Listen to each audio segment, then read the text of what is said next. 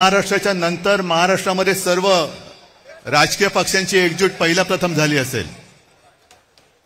ही विरोधी पक्षांची एकजूट नाही, ही लोकशाहीचं प्रतिनिधित्व आणि लोकशाहीचं नेतृत्व करणाऱ्या सर्व राजकीय पक्षांची एकजूट आहे। आणि मतचोरी करणाऱ्यांना सांगतो की आज नुसती ठिणगी बघताय, या ठिणगीचा वणवा कधी होऊ शकेल एवढं लक्षात ठेवा। तुमच्या बुडाला आग लावण्याची ताकद या ठिणगीमध्ये आहे।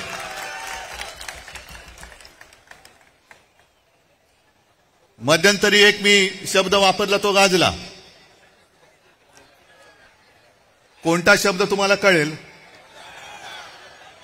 शोलेमध्ये एक डायलॉग आहे, दूर गांव में जब आधी रात बच्चा रोता है तो मां कहती है सो जा नहीं तो।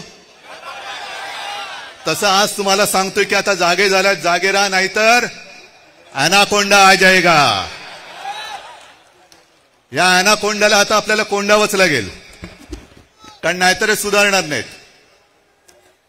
मला एका गोष्टीचं आश्चर्य वाटतं की एवढ्या सगळ्या धडधडीत पुरावे, आज राजनीती किती डोंगरच आहे तो, रोज कुठून ना कुठून तरी पुरावे येत आहेत, तरी सुद्धा आपले राज्यकर्ते आणि निवडणूक आयुक्त कसल्यांचे नोकर आहेत।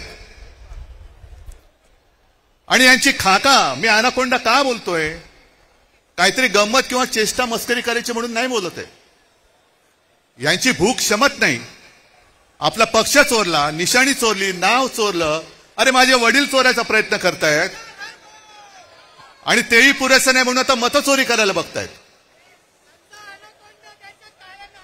बाकी सगळे इकडे एकत्र आलेले आहेत, पण सत्ताधारी याच्यामध्ये कोणी आलेलं नाहीये। मुख्यमंत्री मध्ये म्हणाले की लोकसभेच्या वेळेला राजकीय म्हणजे आमच्या विरोधी पक्ष म्हणजे आपण कोणत्या मतदारसंघात कसा लाभ घेतलेला आहे याचा पर्दाफाश मी करेन। मी मुख्यमंत्र्यांना तुमच्या सगळ्यांच्या साक्षीने आव्हान देतो आहे की तुम्ही आमचा पर्दाफाश कराच, करूनच टाका एकदा। काय ते दूध का दूध, पाणी का पाणी। पण जेव्हा मुख्यमंत्री असं बोलतायत, याचा अर्थ मुख्यमंत्र्यांनी सुद्धा ते मान्य केलंय की मतचोरी झालेली आहे, मतचोरी होते आहे। आज मला अभिमान आहे एका गोष्टीचा, आपण दरवेळेला असं म्हणतो की महाराष्ट्र देशाला दिशा दाखवतोय। आज संपूर्ण महाराष्ट्र आपल्या रूपामध्ये एकवटलेला आहे आणि तो देशाला दिशा दाखवतोय। मी तुमच्या सगळ्यांवरती आता एक जबाबदारी टाकतोय, तुम्ही सगळे आपण बाकीचे आपले पक्ष वगैरे बाजूला ठेवून एकवटलेलो आहोत। ज्या गोष्टी आता आम्ही करतो आहोत, शिवसेना, महाराष्ट्र नवनिर्माण सेना, राष्ट्रवादी काँग्रेस, कम्युनिस्ट, शेतकरी कामगार पक्ष सगळ्यांचे कार्यकर्ते करतायत, तसं मी सर्व मतदारांना आवाहन करतोय, राज्यातल्या नव्हे तर देशातल्या, की सगळ्या जणांनी आपापलं नाव आपल्या यादीत आहे की नाही हे पुन्हा जाऊन तपासा। आणि आपल्या घरामध्ये आपल्याला न दिसणारी, आपली परवानगी न घेतलेली माणसं राहतात की नाही हे सुद्धा तपासा। कारण जर शौचालयामध्ये 100 माणसं राहत असतील तर तुमच्या घरात किती राहू शकतात? आणि मी मतदारांना का सांगतोय, कारण हे तर सगळे राज तू दाखवले, बाकीच्यांची जशी दुबार तिबार नाव आहेत ती। आज मी दाखवतोय एक असा अर्ज आहे की त्याच्या अर्जाखाली एक शेरा आहे, तो शेरा पहिल्यांदा वाचतो, त्याच्यानंतर मी नाव वाचतो की सदर अर्जाबाबत अर्जदार, आता अर्जदाराचं नाव मी नंतर सांगतो, यांची भेट घेऊन सदर अर्जाबाबतची पडताळणी केली असता हा अर्ज आम्ही केलेला नाही असा अभिप्राय मिळाला आहे। त्या आधारे सदर अर्ज रद्द म्हणजे बाद करण्यात आलेला आहे।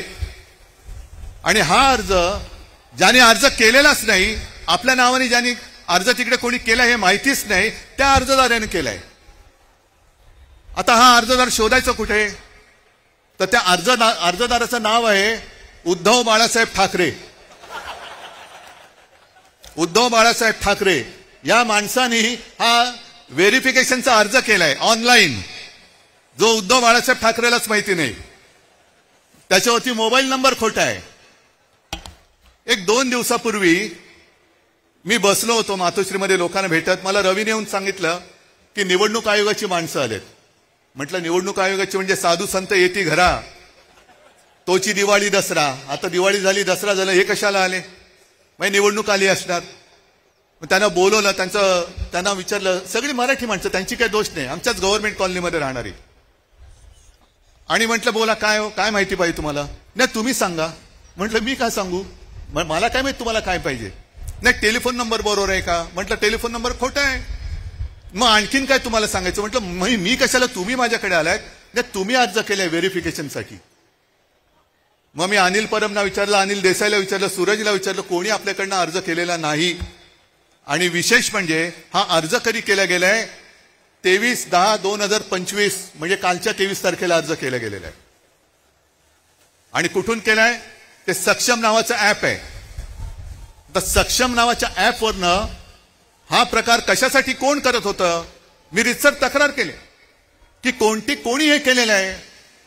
याचा अर्थ असा की माझ्या नावाने खोट्या नंबरवरून ओटीपी काढण्याचा प्रयत्न झालाय. हे सगळं प्रकरण हॅक करण्याचा प्रयत्न झालाय. आणि कदाचित आपण 14 आणि 15 तारखेला हा विषय हातात घेतल्यानंतर 23 तारखेला अर्ज केला गेलाय. म्हणजे माझ्या सकट माझ्या कुटुंबातील 4 जणांची नावं मतदार यादीतून बाद करण्याचा प्रयत्न केला गेलाय का, हे आता आपल्याला शोधलं पाहिजे. कारण नक्की काहीतरी याच्यात डाव आहे. आज इतके वर्ष मी मतदान करतोय, पूर्ण कुटुंब मतदान करतोय. अरे एका पक्षाचा प्रमुख म्हणून मी निवडणुकीचा प्रचार करतो आहे. साध्या गोष्टी आम्हाला नाही कळत. ह्याचाच अर्थ असा की जयंतराव, तुम्ही जे बोललात ते यांचा सर्व्हर कोणाच्या तरी ऑफिसमध्ये आहे. आपल्या विजय वडेट्टीवारांनी एकाचं तर नावच घेतलं होतं की ही पक्षाची लोक, ही पूर्ण यंत्रणा, ऍप सकट सगळे सर्व्हर हे यांच्या हातामध्ये आहेत. कोणाची नावं टाकायची, कोणाची नावं काढायची, कोणी किती वेळा मतदान करायचं. आमचं म्हणणं असं अजिबात नाही की आम्ही निवडणुका होऊच देणार नाही. आम्हाला निवडणुका पाहिजेत. आम्ही सुद्धा यांना एकदा लोकशाहीच्या मार्गाने ठोकायला आसुसलेले आहोतच. पण सदोष आणि चोरी करून तुम्ही जर का आधीच निकाल ठरवून निवडणुका घेणार असाल तर मग जनतेने ठरवायचे की निवडणुका होऊ द्यायचे की नाही. आम्ही नेतृत्व करतो. कोणासाठी करतो? जनतेसाठी करतो आहोत. आमच्यातले सगळे पक्षभेद मतभेद बाजूला ठेवून आम्ही या देशातली लोकशाही जिवंत ठेवण्यासाठी एकत्र आलेलो आहोत. हे केवळ मला काहीतरी व्हायचंय, यांना काहीतरी व्हायचंय एवढ्यासाठी नाही, तर या देशामध्ये आपल्या डोळ्यात देखत लोकशाहीचा खून होतो आहे. आणि खून करणारे आपल्या समोर दिमाखात त्या खुर्चीवर बसलेत आणि त्यांच्या चरणी झालेलं लोटांगण आम्हाला आमच्या आई वडिलांनी शिकवलेलं नाही. एवढी लाचारी करणारी अवलाद या महाराष्ट्राने कधी बघितलेलं नाहीये. आणि म्हणूनच हे जे काय चाललेलं आहे हे नुसतं आम्ही येतोय, राज काहीतरी करतोय, मी काहीतरी करतोय, पवार साहेबांची राष्ट्रवादी आणि त्यांचे सगळे नेते करतायत, शेका पक्ष करते, काँग्रेस करते, एवढ्या पुरतं नाहीये. आजपासून तुम्ही सगळ्यांनी आणि प्रत्येक राज्यातल्या प्रत्येक नागरिकांनी ही जबाबदारी घेतली पाहिजे की मत चोर जिकडे दिसेल तिथल्या तिथे त्याला फटकावला पाहिजेच. लोकशाही मार्गाने फटकवा. आता लोकशाहीचा मार्ग तुम्हाला माहितीये. आम्हाला कायदा हातात घ्यायचा नाहीये, पण कायद्याचा खोटा दांडुका जर आमच्या डोक्यात मारणार असाल तर त्या दांडुक्याचं सुद्धा काय करायचं हा सुद्धा निर्णय घ्यायला ही महाराष्ट्रातली जनता सक्षम आहे. परत एकदा सांगतो, आज ही सगळी एकजूट झालेली आहे. ॲनाकोंडा तर बसलेलाच आहे. मी मागे सुद्धा तुम्हाला आवाहन केलेलं आहे की जसजशी निवडणूक येईल तसतशी यांची दडपशाही सुरू होईल. आम्ही प्रामाणिकपणाने कायदेशीर मार्ग अवलंबतो आहोतच. येत्या काही दिवसाचे सगळे पुरावे घेऊन आपण न्यायालयात जाणार आहोत. बघू न्यायालयामध्ये तरी आपल्याला न्याय मिळतो की नाही याची सुद्धा परीक्षा होईल. निवडणूक आयोग तर तिकडे लाचार झालेलाच आहे. शिवसेनेची केस तिकडे सर्वोच्च न्यायालयात 3-4 वर्ष सुरूच आहे. पण आता मात्र आम्हाला न्याय पाहिजे. सगळे साक्षी पुरावे दिल्यानंतर आम्हाला आता न्याय मिळाला पाहिजे. आणि जर का त्या न्यायालयात न्याय मिळेल अशी आमची खात्री आहेच, पण नंतर जनतेचं न्यायालय या सगळ्या मतचोरांचं काय करायचं याचा निर्णय घ्यायला सक्षम आहे. तुमच्या मनगटामध्ये ताकद आहे का नुसते आम्ही दोघं भाऊ बनून एकत्र आलोय म्हणून आता आपलं काम झालं? आम्ही एकत्र आलोय ते तुमच्यासाठी आलेलो आहोत.